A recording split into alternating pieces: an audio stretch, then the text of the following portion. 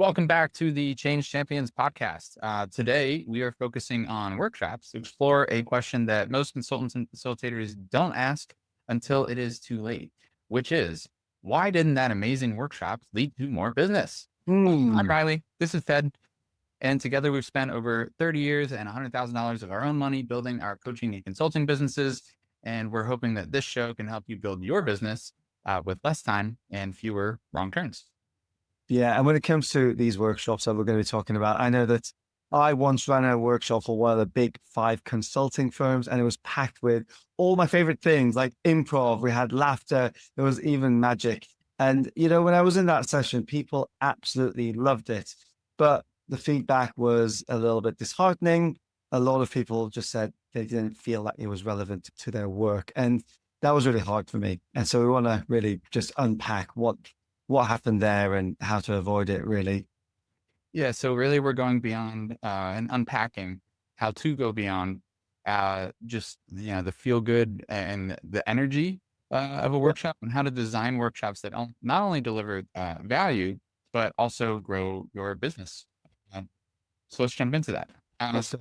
And first, what I want to start with is um, and hopefully we can dive deeper into your story here, Bed, because if I'm hearing this right, because Go there's for it. a difference between like the feel good, the energy piece, and the actual like tangible outcome result review rating, not just like that was fun, smiles, but like what's the ROI kind of piece. Exactly. And it's, if you break down the word facilitation, or where it comes from, it's like to facilitate a process, right? And so there's also those expressions around it. It's the journey, not the destination. And yet, even when we know this, when we run a business and we're selling to businesses, there has to be an ROI. And the business, we're either helping them make money or helping them save money. Depends on who you're working with within the business and what it is your service ultimately allows them to do. And it's easy to lose sight of that when there's all the great activities that we come across or even experience ourselves. And for those of us who are really creative, when it comes to the training and facilitation, actually going designing those activities, designing games. And what I realized from this particular this workshop, and this was, like I said, one of the big five consultancy groups. It was actually a bit of a meta workshop as well, because we were talking about, or we were going through the process of designing meetings, designing sessions. So there was a meta element, and me and my colleagues decided to just go for it. We're like, let's just throw everything at it. And that was our downfall, honestly. It was very much a sugar high. It was so much fun. I've got great pictures from that. People are, yeah, there's a lot of stuff going on. People are like picking each other up. We've got like tape on the floor, post-it notes everywhere. We even had little LED lights and fake thumbs. That's what we're going to. Fun time. But we had a fun time. Yeah, Uh, actually, can I pause here just to ask, because this workshop was in a B2B context, this correct? was a yeah, that's right. Yeah. Yeah. Okay. I'll circle back to that. Not to disrupt Okay. Yeah. the story here. Yeah, yeah, exactly. So yeah, well, long and short of it, had all these different things, and we did put some space for a debrief. And again, this is one other thing we'll probably come back to later. But ultimately, we did not landed in real world meaning or a big so what. There was no clear ROI, and we did not get called back to come back to this. And it was a shame because we flew over to Dublin, loved the city. It was one of those really glamorous gigs that was never to be repeated with this particular client. I feel like, so the reason I wanted to clarify with the B2B context there is because, so we're talking about this ROI and the assumption. So if you're a facilitator watching, listening to this, um, there is a distinction to make here, because if you're B2C, I can imagine that maybe a really easy framework to kind of hang our hat on here is like entertainment versus education. It's like in the content world. Are you watching this to just be entertained and pass by time and have some fun? Or are you trying to learn something to apply to your business through personal development or professional growth or whatever? And in B2B, the people funding it, unless they're purely just trying to blow off some steam and some budget, and they've got like, maybe then, hey, having a fun time is the top priority. But I think for most businesses, if they're going to spend more time and money and resources and allocate that, and you want to like get repeat business or come back to it, that's the distinction of like Yeah. B2B versus B2C, right? Where maybe if you're facilitating your own workshop for a weekend retreat to like go camping in the woods, that might be a little bit different.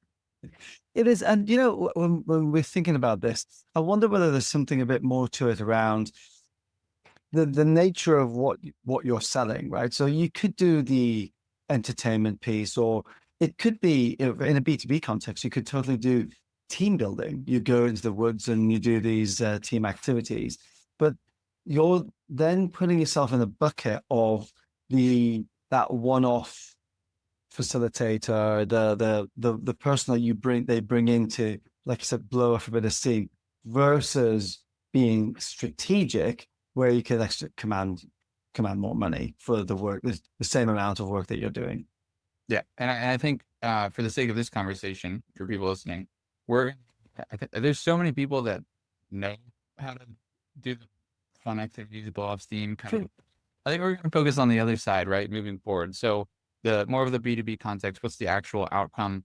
And that's sort of the problem we're trying to describe here is like you spend too much time focusing on the activities and not creating like any sort of like breathing room for or maybe even intentionality behind like, well, what's the outcome? What's the ROI? What are the results? And why are they going to rebook you? So let's start like unpacking the reasons behind Yeah. why, how to drive results and why that's an issue. We'll get to the why and the solution in a second, but yes, go ahead. Look, so on that, I was thinking about this, and I was going, well, what is it that led me down that path? Because you know, my previous training as a teacher, I should have known better. I should have known better. But I think what ultimately happens is in our trainings, in the stuff that we learn as coaches, facilitators, there's often not the that broader ROI context. It's more about the activity, you know, that kind of it's the journey, not the destination. And it's done in a very, maybe the blueprint that we get is in this learning environment where it's like, let's just experiment, let's just try this out. And whilst the individuals who go into the training, the coaches, the consultants, the facilitators, we lap that stuff up. We love that shit. We are junkie for it, you know, and just think about all the just fun activities, that the improvs and this and that. But it's a flex, you know, it is a flex on a particular skill that we maybe forget that we can't just rely on pure engagements. It's like the go, because when you have all that action, it just tires people out. Yeah, and again, another distinction I want to make here is so you're talking about the journey. It's essentially usually people are so focused on the destination, not the journey. But this part is like it's all about the journey, and it's like it's a bit where going, and also the people that are on it, like the team, for example, as opposed to the leader or the buyer or the committee. Totally depends on the context, but the decision maker. I'll just say decision maker. Is that person like, are they just buying smiles or are they buying an outcome, right? Like, why did they bring you in the first place? You know, it's a both and, right. Okay. In my opinion, and this is I am 100% biased because I believe in the process as well as the outcome. It's just what is the balance, because the how you get people, and I do want to get to the point where I'm going to talk about not the fact that I'm not making activities wrong. There's just a bit of a balance that I'll talk about in a minute, but that how is part of your unique positioning in the marketplace, because you're going to be the unique person that's able to bring your different experiences, the different activities, what you know works for a particular context, particular type of client in a unique way that allows you to get to that outcome that for the right client, if you've done your homework properly, is going to resonate with them deeply. So yeah, I think it's a outcome first, then the process second. Well, yeah, I mean, it's like, where are we going? Is the journey around in a circle, or are we actually headed somewhere? And I feel like we've probably buried the lead here, Ped, because Yeah. the actual root issue to connect it back for, okay, so why should I care about this as a facilitator? What if I just want to like go in, have a good time, flex my facilitation skills and muscles, and they have a good time, and I get good reviews and fun pictures, and isn't that going to lead to more business? Well, I think that is actually the root of the issue, because that session, if it's a one-off thing, then yeah, maybe once a year or every few years, it depends on the size and the speed or pace at which the company's growing. Maybe they'll bring you back in, or maybe they're very budget conscious and they're just going to scrape the bottom of the barrel, in which case you're kind of turning yourself into a commodity, even if you have like the flexiest facilitator muscles. Yeah, very defined. Actually, what that workshop or that session is an opportunity for, like, that's your audition, right? Yes. It's an opportunity, and if it doesn't deliver results, then you lost that opportunity to, which also can compound the trust to sell yourself into future sessions, not only with that company, but for others, like referrals, and we're getting rebooked, all the above. 100%. Well, it's also just about what are you auditioning for, right? Because if you're going in and saying, well, you know what, let me just go and do this fun team day, right? Team building. Yeah. And you take them out in the woods or whatever it is, it's like this fun. And you want to position yourself as a strategic driver of executive decision making. You've auditioned for the wrong gig. You've auditioned for, I can do fun. Yeah, I can do strategy as well, but they don't have a clue that what you're able to do there because they haven't seen action. Yeah. I mean, it feels like a cop-out answer only, almost, but it does come back to that balance, right? Like you can't, I mean, the dry, just strategy, you could sit around a table in a boardroom, or out in the woods and you're playing, like, I don't know, like putting blindfolds on, playing hide and seek, like very different. They look very different, but it doesn't, it's, that's the art of it, right? It's not black and white. It's all the colors in between. So to the solution, Yes. name of the song for people. Okay. And I'm going to default to you here, being the facilitation expert that you are, Ben. How do you shift from, well, actually, I'll say it for expert. How do you get to that? How do you shift from entertainer to expert? Well, I actually want to just build on what you were saying about the being strategic, going out in the woods, because you can do both. Yes. Using exactly what I'm about to share, which is how do you do it? How do you do it? Yeah, because it's all about making sure that it's not just activity after activity after activity. You know how earlier I said I should have known better as a teacher. Now, something I learned about when I was doing my teacher training 22 years ago now was about the Kolb learning cycle. Kolb was an educationist. He might have, honestly, he might have passed away sometime in the last 10 years. Like it doesn't go back generations of educationists. It's a relatively recent character. Yeah. And he talks about having these 4 stages of learning where you have these active experimentation experiences.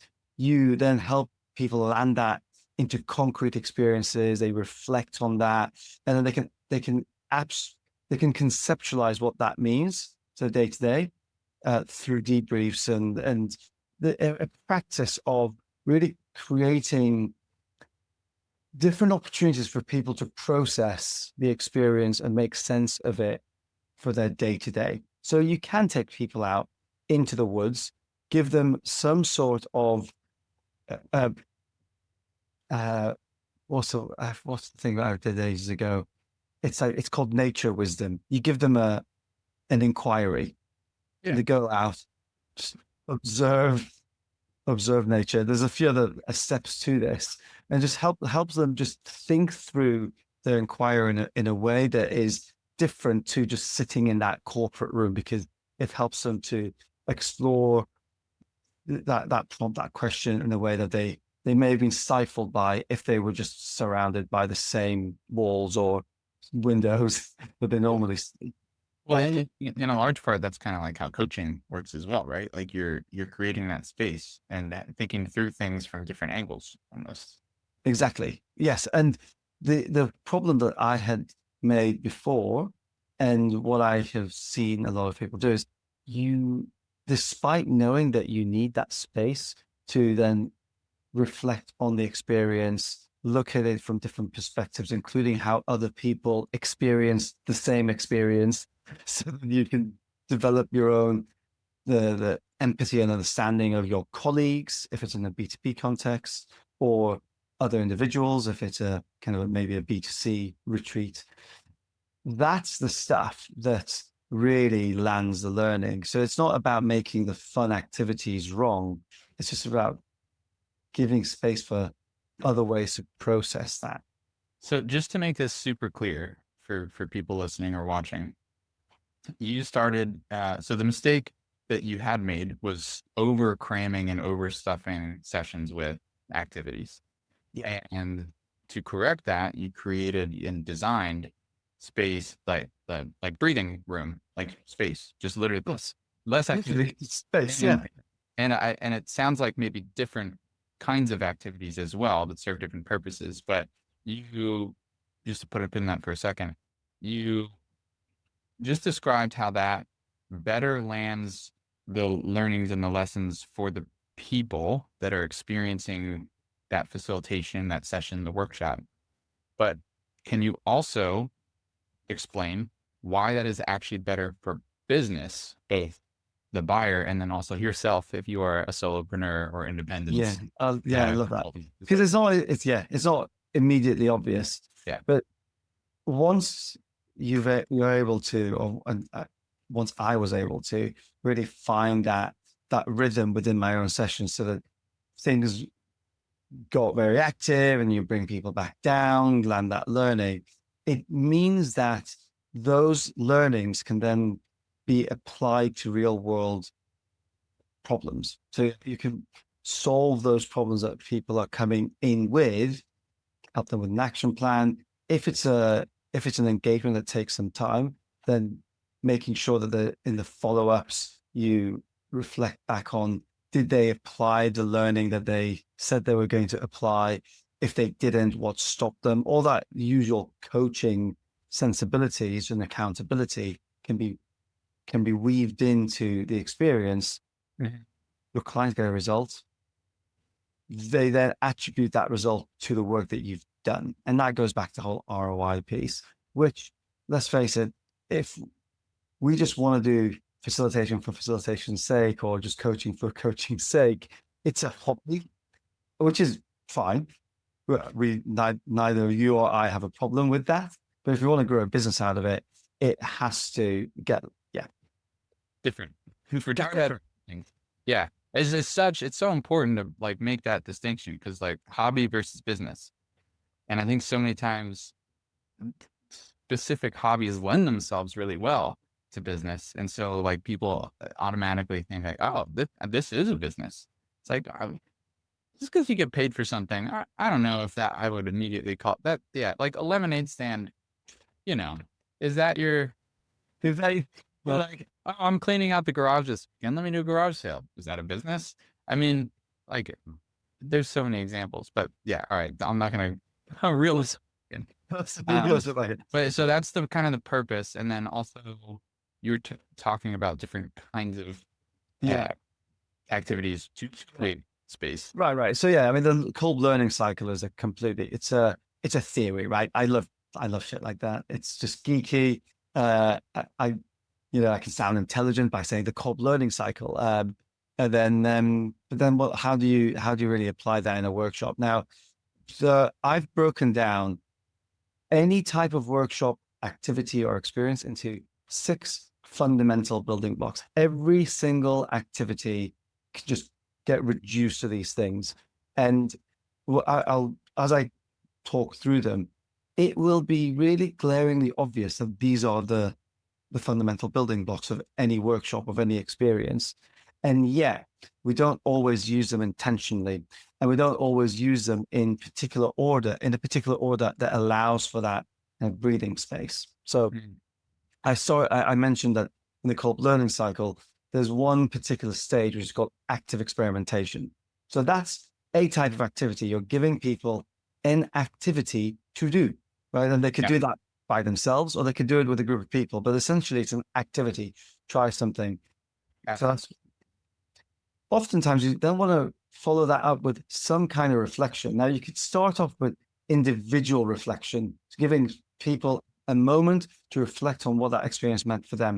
Mm-hmm. You can also do individual reflection without an activity. You can get somebody to reflect on something that's happened in the past, so they bring that memory into the present to then to do something with it. But essentially, you're giving people a chance to reflect on something by themselves. Mm-hmm. The group version of that is a small group discussion. And I know there's a large group discussion, which I'll come back to, but 2 people, 3 people, 4 people, 5 people is a bit too much, but some kind of small group discussion. And oftentimes that's around a particular prompt or a set of questions. And this again just helps to socialize and can process things with other people. Really helpful, by the way, to design for introverts, doing something, going individual reflection to group discussion, because it gives people a chance to collect their thoughts before they're on the spot. Okay. Then you've got, so the fourth one, scenarios. Bit harder to create, but it's essentially about giving case studies, creating role plays, that type of stuff. But essentially, scenarios are brilliant for higher order thinking skills. And the most simple version would be, what if? What if this happened? What would you do? Most basic scenario. Yeah. These last two, you've got talking to people. So I like to refer to talks as mini teachers, because I don't like them as lectures. I don't like lectures. So you really don't want to be speaking to people for too long, but there are times when you want to explain something before an activity, or help land a key point with a story or whatever it is, but just something where it's very didactic. It's you as the trainer or the facilitator delivering something.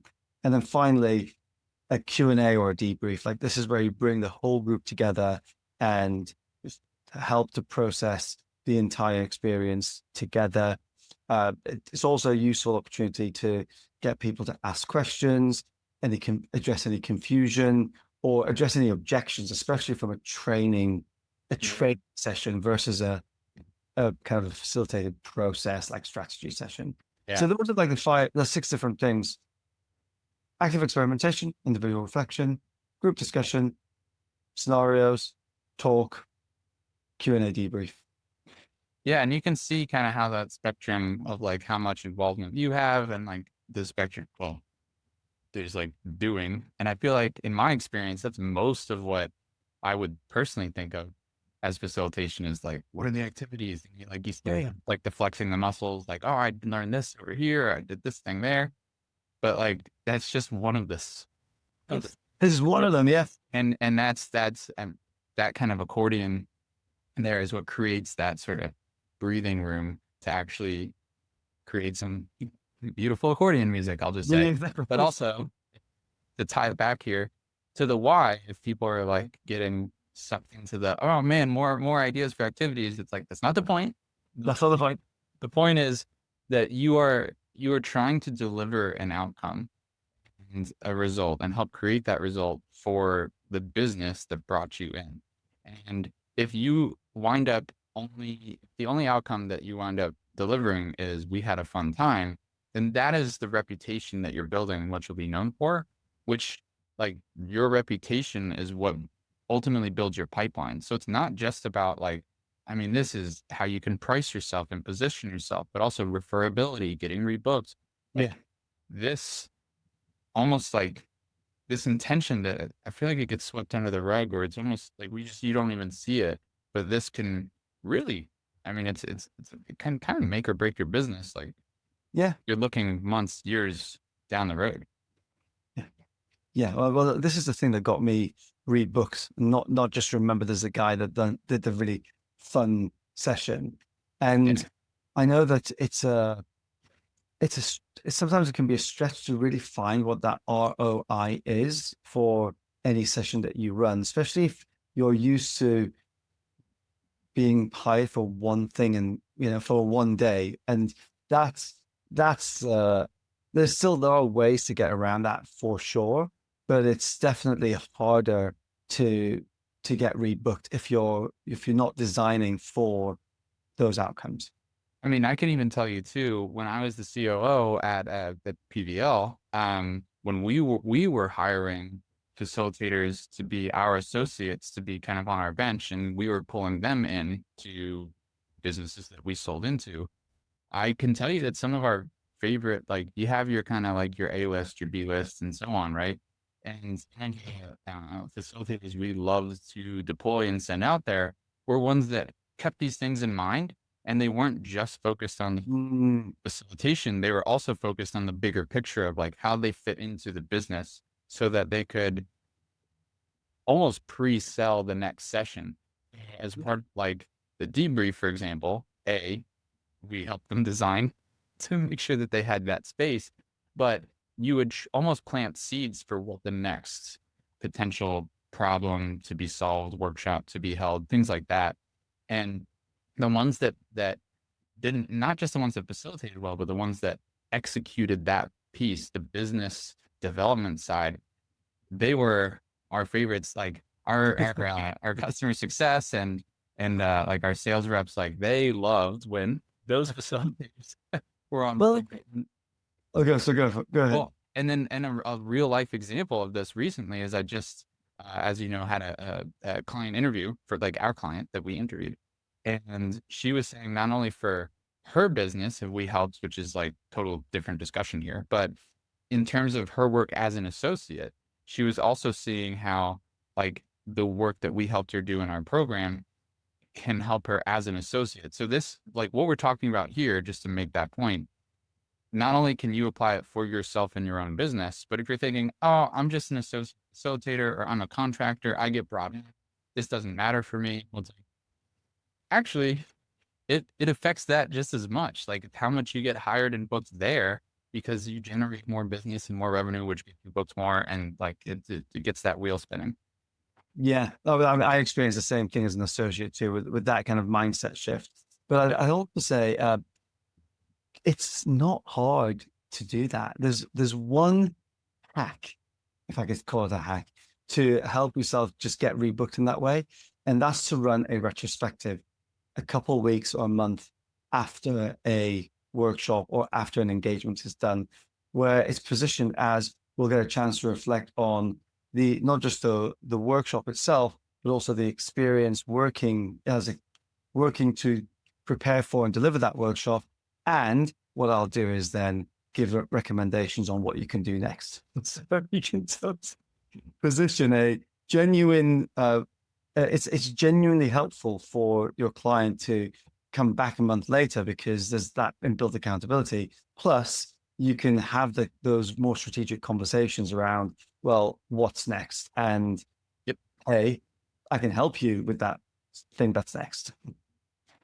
Yep. I mean, we even would embed that into survey questions for the participants. So, but starting to get out of scope for this. For this conversation. To wrap this up, to close it in, I mean, so really we're talking about that shift from like just riding off pure energy and smiles and a good time into and those kind of like one-off gigs into more like a real, actual sustainable, repeatable business, and building that reputation.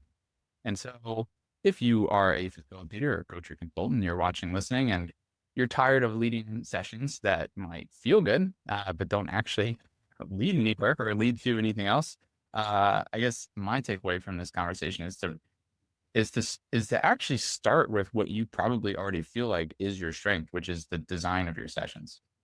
Yeah, and when it comes to the design of sessions, it's not about the applause that you're going to get at the end of it. All of that is all makes you feel good and all that stuff, but it's also about the outcomes that you help your clients achieve that you can then prove with your ROI. Yeah. And hey, if you are still watching, listening, and you want to leave a comment, let us know what part of your sessions feel really strong and maybe what parts are not landing. Shoot us a message, leave a comment, leave a review, whatever platform you're hearing or listening or watching. We would love to hear that from you. Yeah, we get back to all those messages. And look, if any of this hits home, make sure that you subscribe to our newsletter. We go deeper into the tools to help you really design that business that gets you booked and rebooked because you are creating for impact. Yeah, I mean, everything we covered today, we were really focused on like workshops and facilitation, but that's just one of the type of clients that we work with inside our program and what we help our clients to do. So if you would like some help turning your expertise into a business that sells itself through value and not just volume, you know how to find us. Thanks for watching. Thanks for listening. We'll see you next time. See you soon.